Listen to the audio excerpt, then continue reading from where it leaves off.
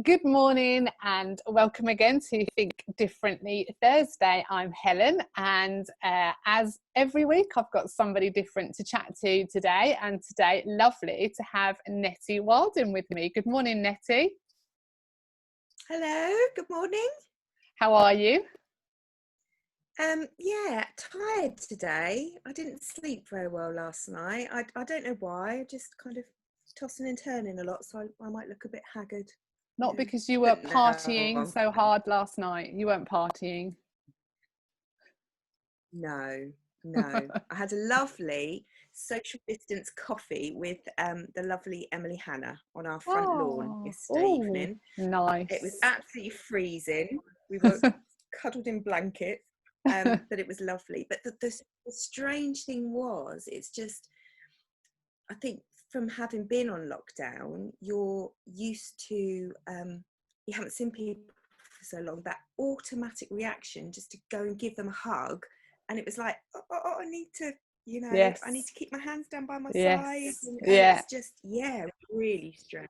Very, Really very strange. strange.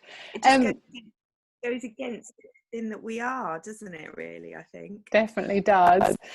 Nettie, I know a little bit about you, but there'll be people watching this morning that don't know you. So do you want to just explain who you are and tell us a little bit about your family, maybe? Yeah, so I'm Nettie. I'm married to Jez, and we've got two daughters, Amy and Elise. Elise is 12, nearly 13. Amy is 10, going on 17. And I've got three stepchildren, Jez's older children, William, Joseph, and Sophie. And yeah, we live in Stowmarket. Lovely. Time passes so quickly. I still think that you've got very little children, and you haven't. You've got older children now. In fact, one of them, I think, nearly joined us on this Yeah, call this morning. yeah, yeah. Lockdown. Trying to do meetings in lockdown is, yeah. How has Yeah, lockdown I been need to have a generally? sign on my door. In fact, that's why I'm in my bedroom. This is my office. Actually, I've really enjoyed it, actually, or I am enjoying it. I think I'm quite a homely person anyway, so I'm more than happy to kind of be at home and just pottering around. Yeah. It's been challenging at times. I think I'm really missing seeing friends. So now that element is starting to be reintroduced. It's great. There's been challenges with the girls. Jez isn't doing lockdown brilliantly. He's getting really bored. Right. So I'm having to find him lots of jobs to do.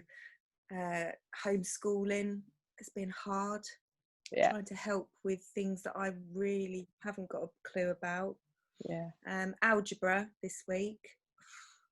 So but yeah, it's okay. I mean, I'm personally enjoying it. Yeah, I think it's just those dynamics, isn't it, of everybody in the family spending all of the time together, which is unusual. I think family life often is about being here, there, and everywhere, and yeah, fitting in meals and Yeah, just time together, and then suddenly everybody's together, and it's slightly unusual, isn't it?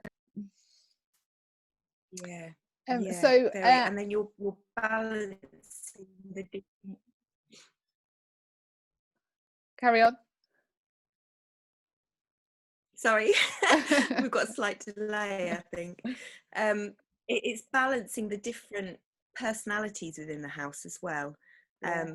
Different people enjoying doing things or doing things in a different way. So yeah, just it's just the dynamics, I think, has completely changed. Like you say, we normally kind of come and go, and we'll have family Mm, times and then mm, apart times, and it's all very, very intense. mm.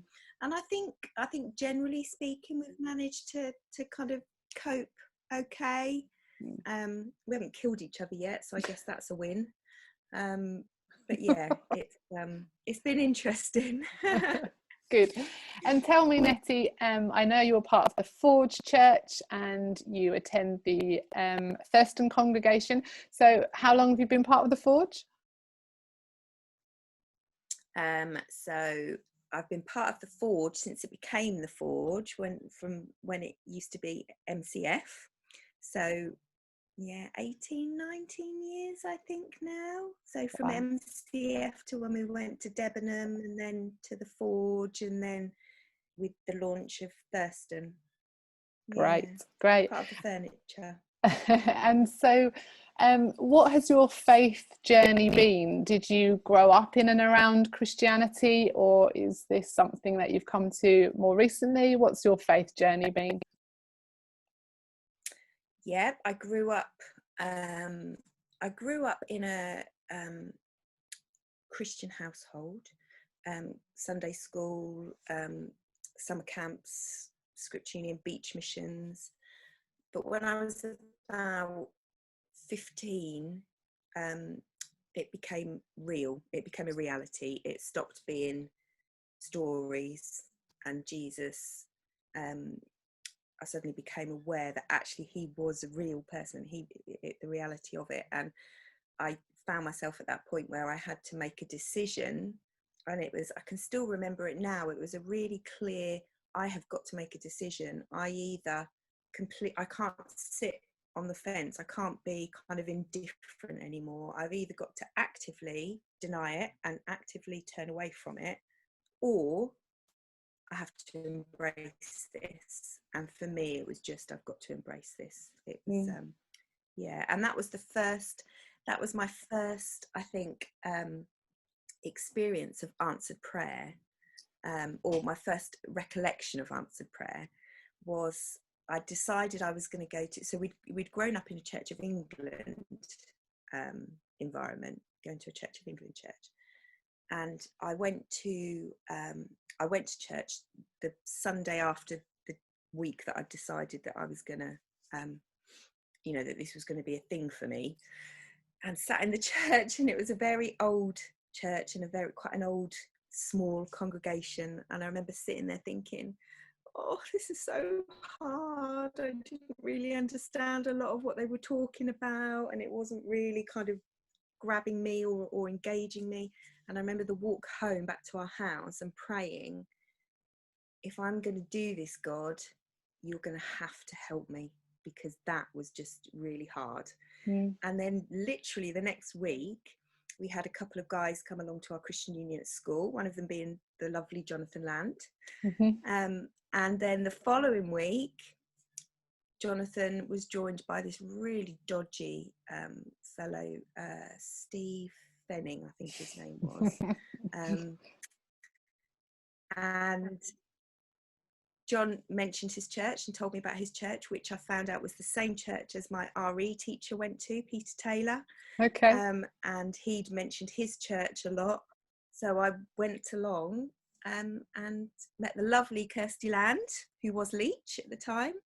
And the rest, as they say, is history, really. That was kind of the beginning of my faith journey. Wonderful. And that's really interesting that you talk about answer to prayer immediately having made that decision to follow Jesus, because I know as a church, relatively recently, when we had a series about prayer, you shared your recent story about the fact that you'd had lots of disruption in the family. You were expecting to move to Saudi and it got put on hold, and then it didn't happen. And what you shared then was just the reality of knowing God walking really closely beside you, and answered prayer, and really relying on him. And I know it's really impactful to us as a church when we heard your story. And I know of individuals for whom it really, really was significant for them as well.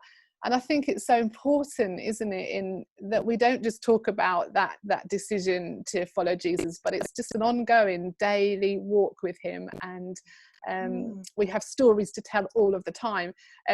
Because I'm talking to you this morning, I just thought it'd be really great as well to hear, what is the update, not only on whether you're going to Saudi or not, but where you're at as well in that faith journey now, and related back to what you were experiencing then. I feel like I've asked a really long question there, sorry. I should have taken notes. Where are you at now? Yeah.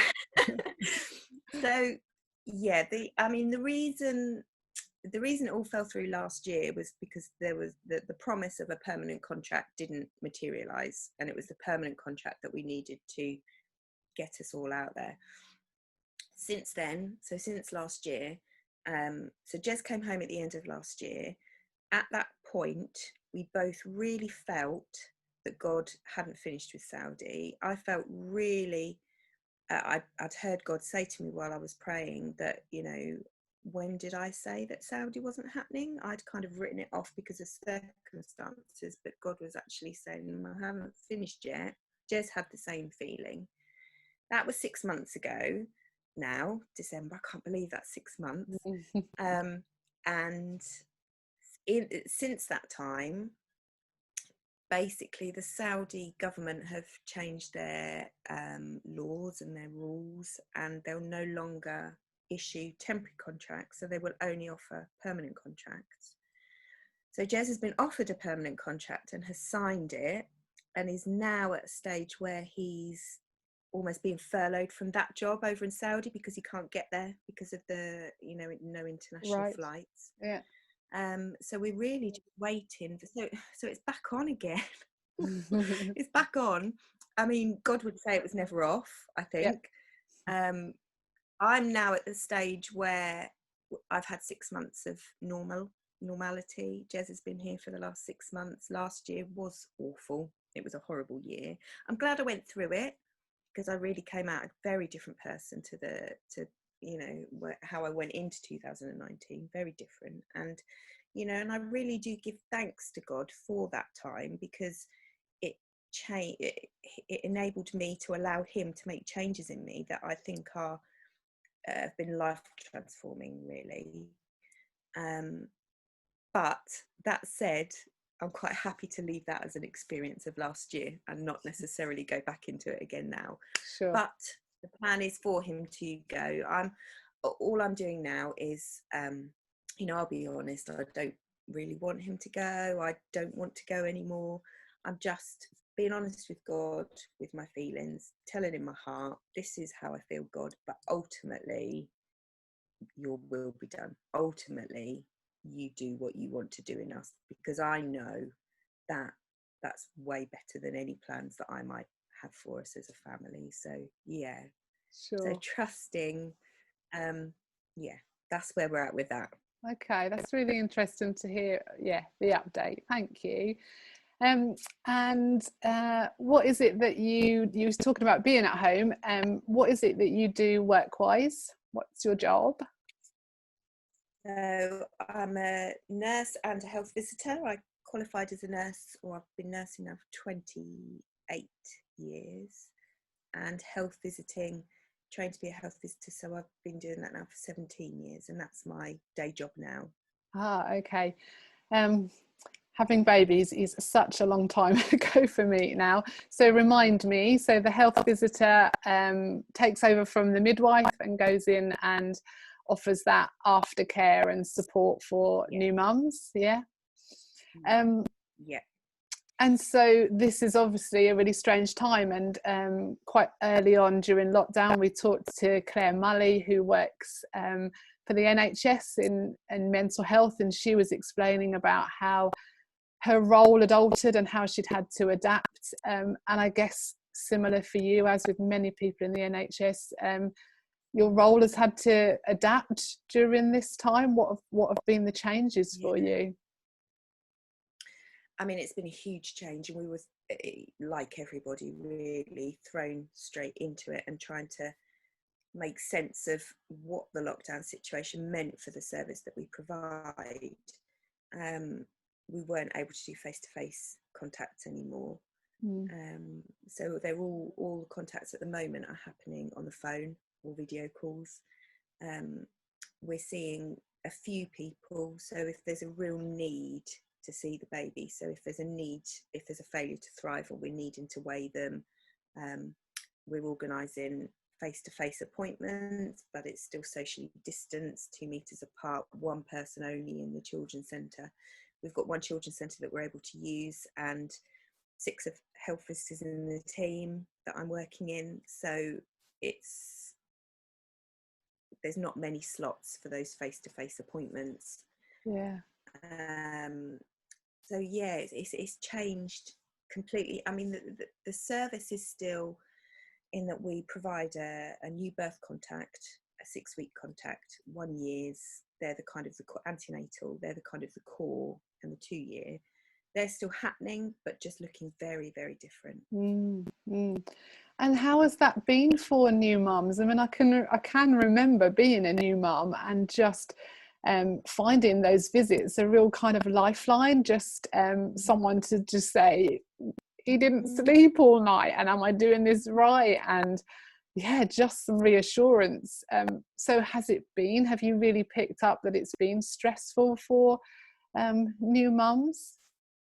I think there's been a lot of positives that's come out of lockdown, but there's also been a lot of negatives as well. I mean, the positives are that there is this slower pace of life, so mums are able to just sit with their baby. And I always used to say to mums anyway, please don't do anything, you know, don't feel like you've got to do anything for that first month. Just sit, enjoy, put your feet up. You know, this is one of the few times you'll be able to do it, whereas now they're able to do that. I think there's a huge pressure on new mums anyway, of, you know, lots of visitors, and we all want to visit, and you want visitors, but it can be very tiring in those early weeks, being inundated with visitors. So that element's been taken away. So there is that aspect that or the reality that it's a much slower pace for them, which is great. But the downside of that is that you're not getting that support from your really close family and friends that you need there. And it's kind of a rite of passage really for having a baby, I think, having those visitors and being able to go to baby clinic, having, you know, the midwife and the health visitor come sit next to you on the sofa, going out to baby groups, going and showing your baby off. And I think that a lot of mums are feeling kind of cheated of that experience really. And I know if I was a new mum, I would feel like that, but also just that support level as well. And it's very, you know, it's modern technology is fantastic. We're able to phone call, we're able to, you know, have these video calls, but it's really not the same as someone sitting next to you on your sofa and giving you a hug if you're crying. And it's just, it changes the dynamic of that relationship between friends, but also the professional relationship that I'm having. You know, I'm very much a kind of sit on the sofa and have a cup of tea, and, you know, and just cry with me, and I'll support you, and you lose that. It's not the same. So it is very, very difficult time for them. Yeah, for them and for you as well, I guess. Has that felt stressful? Have you kind of felt the burden of that yourself, having to be something different for the new mums? I've had to change how or adapt how I would normally interact with people, because like I said, I am a very much a, you know, handle arm, and just that kind, and that's been really difficult. On a practical side, trying to work from home, giving parenting support and parenting advice while my two are kicking the living daylights out of each other in the background is a reality that's been challenging at times.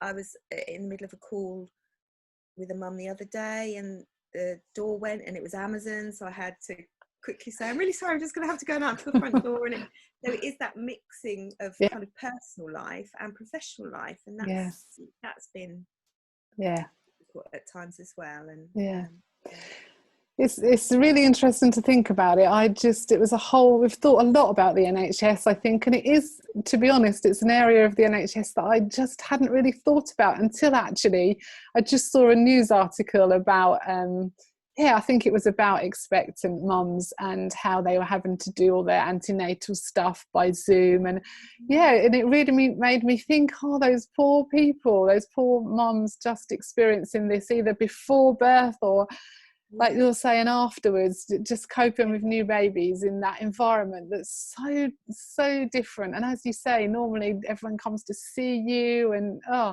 really, really different and strange, I guess. It's great to hear from you. It's great to hear of your experience. I usually kind of wrap up these chats by by just asking, you know, what would you say would be a good thing for us as Christians, as our church, to pray about at this time, that's relevant to your line of work? How can we support? We don't all know people that have had babies, but we can all pray. What's a helpful thing to do, Nettie? So I think if we are aware of any of our neighbours who have had a new baby, or you know, you'll see the cards in the window, and or if you know of any kind of young families in the area, just I think pray for them specifically. If you don't know any new new babies, then pray in a general prayer. I think the main thing really is just that daily, not a significant, but a helpful conversation to be having, so that this mum can have a daily kind of helpful conversation, or a conversation with somebody through social media, through being out on a daily walk, that would just be a benefit to her mental health, really, and her emotional health. I think that in these days that we're in now, we're just not connecting with people in the same way that we did, or the way that we connected is completely different. And actually that's a fundamental need for our emotional health, is to be able to connect with other people. And so a lot of these mums aren't connecting, aren't able to connect, or there's perhaps a lot of superficial, you know, oh hi, you know, as you're passing in the street, without much, but that they would have that daily kind of intentional, significant conversation with somebody. They would be blessed by that, whether it's the same person or different people. I think that if we could just pray that God would bring people into their lives on a daily basis, and that they would have, if we know of the family, that we take meals around. If we don't know of a family, that we would pray that somebody could take a meal round to them. But I think just those acts of kindness throughout the day, that these mums would just have those instances throughout their day, if that makes sense. Yeah, it definitely does. Yeah, and that's thought-provoking and challenging for us. Yeah, thank you. It's great to have heard from you, and to get an insight into where you're at, and into what you do work-wise, and that's helpful for us. So thanks for your time. I know you've got lots on with family and all the things that you're juggling, so I really appreciate your time, Nettie. Thanks for joining us this morning. Take care. See ya. Bye. Bye.